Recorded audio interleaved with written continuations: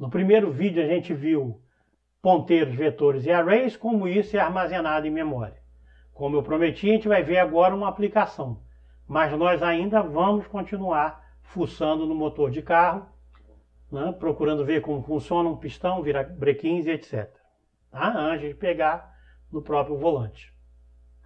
Então, o objetivo desse vídeo é a gente analisar e entender como usar ponteiro como argumentos de funções. A maneira mais simples que a gente tem de passar um valor para uma função em C é, por exemplo, como está aqui nesse programa, lembrando e aproveitando para relembrar o que a gente viu no vídeo passado, se você começar com inteiro de x igual a 2, ele reserva uma posição de memória, 4 bytes, tá? Para deixar ali o conteúdo 2. Quando eu faço inteiro de y, ele reserva mais 4 bytes, e o que está ali, na verdade, eu não sei, tá? Porque eu não atribuí nenhum valor. Então vai ser, só está reservado o que está ali, é o que estava antes. Mas imagina que você tem uma função agora que calcula o dobro de um valor. Quando você faz a chamada de função y igual a double de x, tá? O que o computador faz? Não, o nosso compilador, o nosso programa. O y está aqui reservado, e lá dentro da função tem essa definição de inteiro de x. Dessa maneira que a gente está passando, o que ele cria é uma outra variável x dentro para uso só da função, dentro da função, tá? E que o conteúdo dela é 2. É como esse daqui, eu botei o x igual a 2 para a gente não confundir os dois valores. Esse é o processo de passagem de valor para uma função. Quando a função retorna, o que faz o computador? Ele pega aquele valor, dobra e atribui a y, que foi reservado na chamada, tá? Quando ele faz isso daí, retorna da função, esse local que estava reservado para uma variável dentro da função é liberado, tá? Então essa memória aqui pode até ter o conteúdo 2 ainda, mas está liberado para ser subscrito por qualquer outra instrução, ou qualquer outro programa que necessite daquele espaço de memória. O importante aqui é, quando você passa por uma variável, uma função, as variáveis têm o escopo local, quer dizer, só ficam definidos enquanto está rodando o programa. Quando ele sai, para liberar a memória e ser usado por outras partes, ele libera aquela parte e retorna o valor, como está aqui em 4. Então esse aqui é o nosso programinha que nós vamos estudar essa passagem por valor. Então o que eu estou fazendo é x igual a 2, y, como botei no programa. Eu vou perguntar qual é a posição de memória de x, qual é a posição de memória de y, igual eu fiz no desenho. Só que agora eu vou ter o valor real, não é uma simulação. Chamo a variável, a função double, com x, e lá dentro do x eu vou pedir para me passar, para o programa me passar qual é o endereço do x, lá dentro da função, tá? E quando voltar aqui, ele vai imprimir o x e y. Então aqui está dizendo, o x no programa principal é esse número aqui de final 30, o y é o final 34, de novo 4 bytes, né? Um em seguida do outro. Agora o x, lá na função double, tem esse outro valor aqui, ó, 1c, que é distante desses aqui. Você nota que inclusive é menor, né? Isso vai ficar mais claro um pouquinho mais à frente, né? Já que esse aqui é 830, 834, esse aqui virou 81c, tá? Então é menor. Ou seja, aqui o x tem outro valor de memória, está guardado em outro lugar. É exatamente aquela figurinha que eu mostrei para vocês, tá? E quando termina o programa, ele retorna para o y, o valor, termina o programa.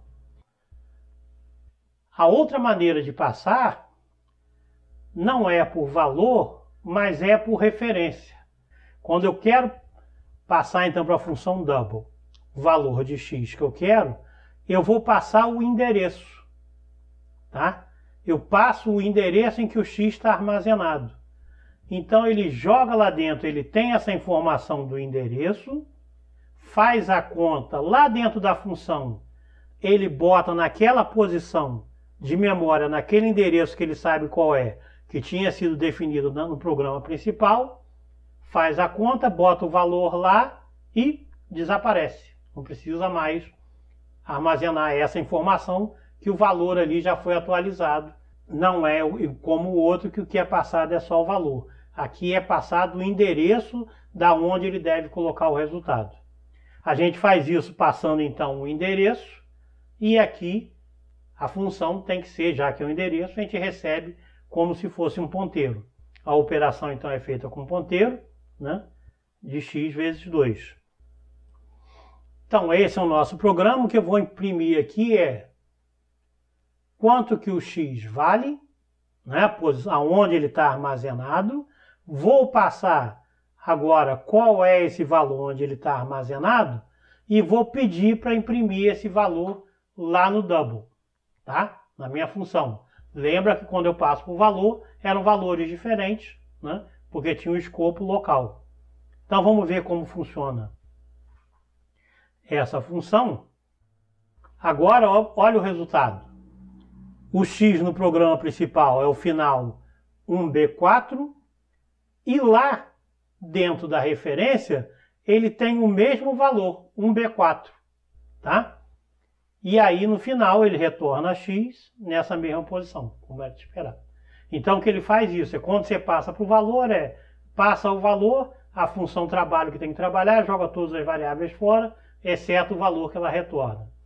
Quando a gente faz por referência, você passa o endereço, que aí o cara sabe aonde deve colocar o resultado, e por isso que funciona.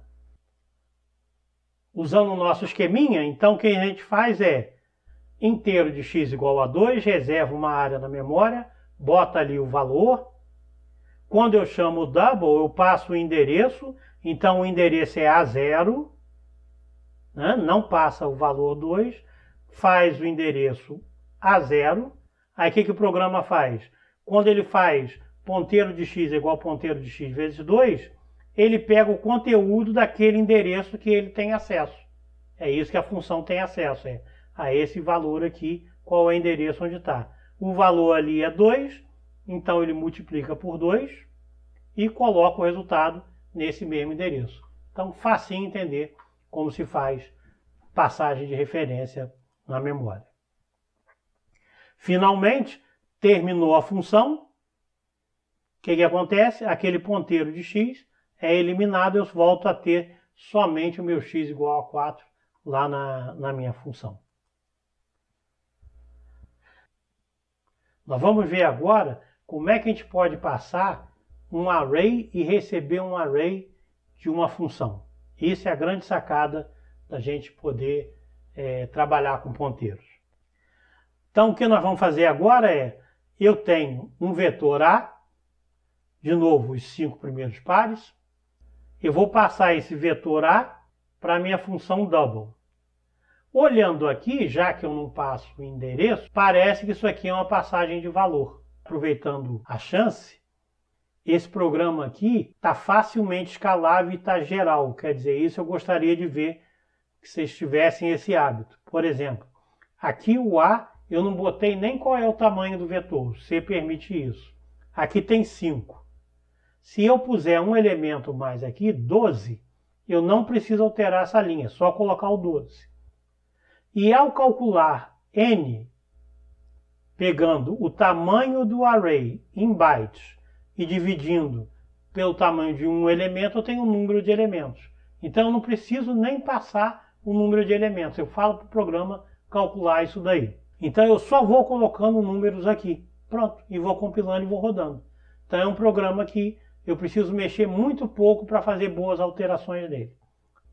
Aí vou chamar o array com esse tamanho n.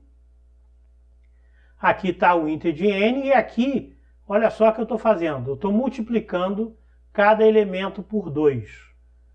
Se eu passasse isso aqui para o valor, esse negócio ia me devolver o A original, 2, 4, 6, 8, 10. Porque isso aqui foi uma alteração feita no escopo da função. Mas aqui, curiosamente, para vetor não vai acontecer isso. Por quê? Basta a gente lembrar que quando você passa um vetor, o vetor é um ponteiro para o primeiro elemento, embora não tenha um asteriscozinho ou o e-comercial ali na frente, tá? Então o que eu estou passando aqui, eu estou fazendo uma passagem por referência. Está escamoteado aqui, está escondido. Então tá aí o programa como eu apresentei antes, deixa eu rodar ele de novo. Todos os elementos do array vieram duplicados. Tá? Então, embora não tenha colocado aqui aquele ezinho comercial para indicar que isso aqui é uma passagem por referência, para vetor continua valendo, porque um vetor é um ponteiro para o primeiro elemento. O que eu fiz no programa anterior, então, foi passar um array para uma função que permite que ele seja alterado lá dentro, mas usando a notação comum de vetor.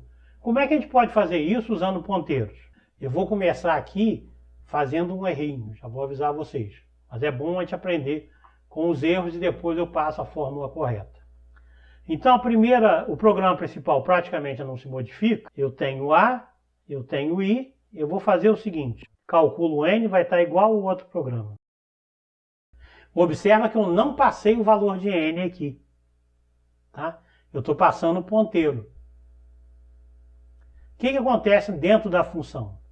Agora eu recebo o ponteiro A, eu calculo o valor de N, A dividido por A0, vou pedir para imprimir o N e aí eu multiplico todo mundo.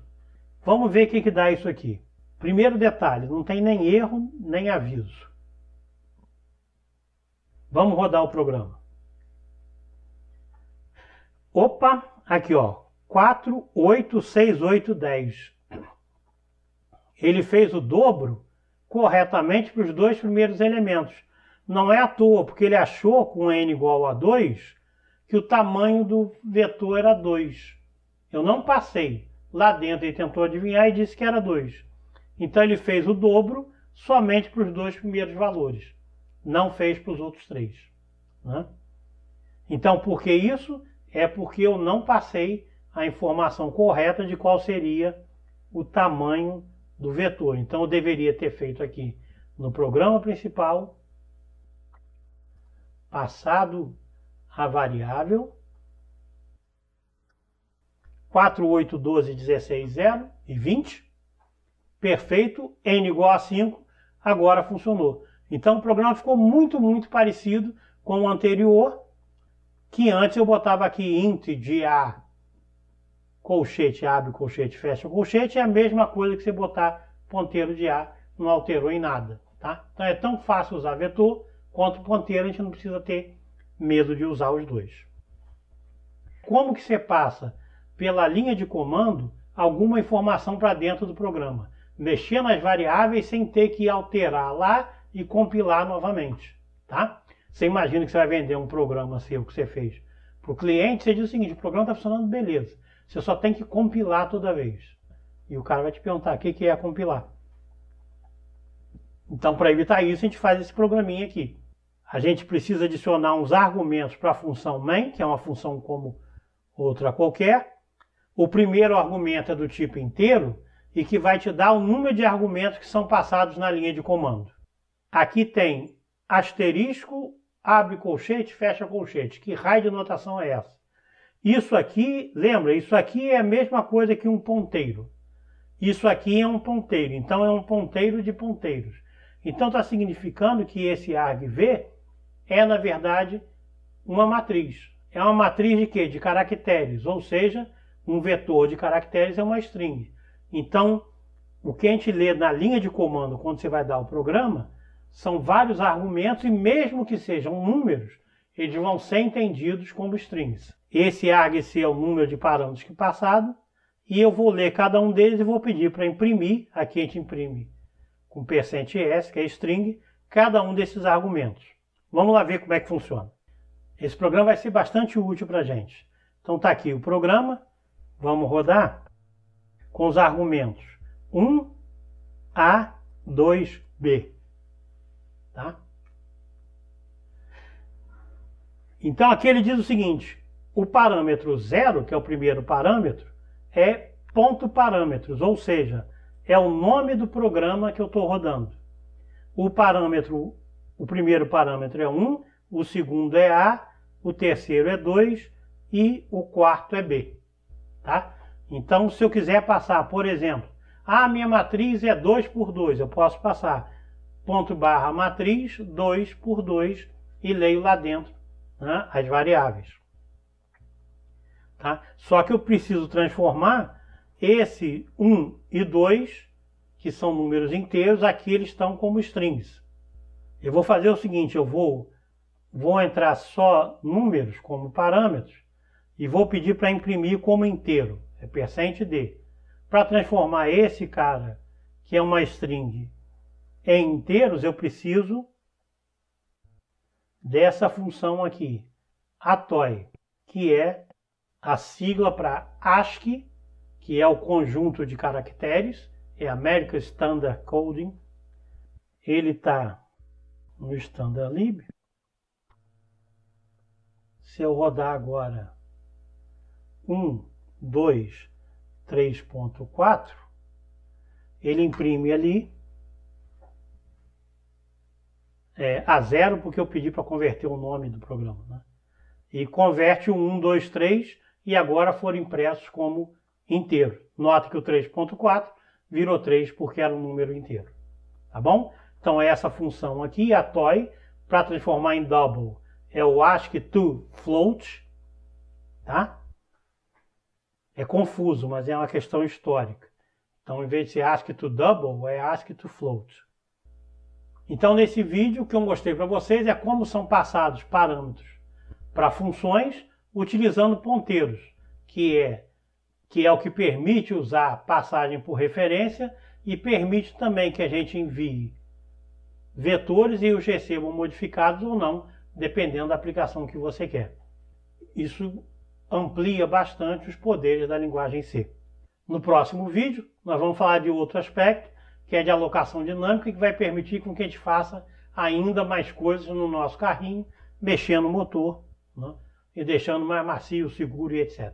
Tá? Então a gente se vê. Até lá.